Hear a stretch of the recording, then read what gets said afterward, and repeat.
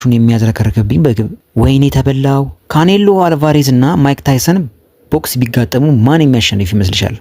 ከባድ ጥያቄ ነው። ካኔሎ የሚያሸንፍ ይመስለኛል። እሺ ዞር ብለሽ ለራሱ ንገሪው።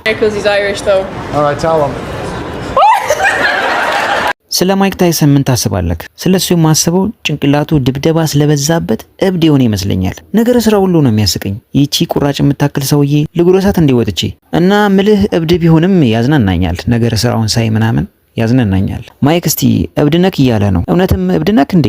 ማይክ what do you think? Are you crazy? I think oh my god. ትንሽ ይመስላል። ከማይክ ታይሰን ጋር ብጋጠመው አሸንፈዋለሁ ብለህ ታስባለህ? አዋ አናፍጠዋለሁ። መድረክ ብቻ ይገኝ እንጂ እሱንም ማገኝበት። እሺ አሁን ገጠመው። Tyson vs Butterbean.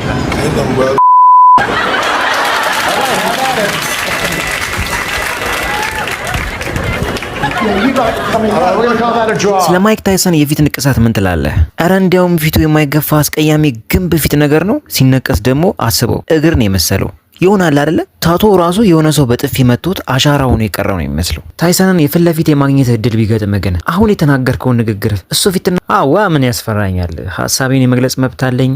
እኔ ደግሞ ወንድ ነኝ፣ አልፈራም። እሺ እባክህ ማን ነው ፊቴን በጥፊ የመታው እንዴ? ማይክ ታውቃለህ? ከመሐመድ አሊ በላይ ነው ማደንቅ።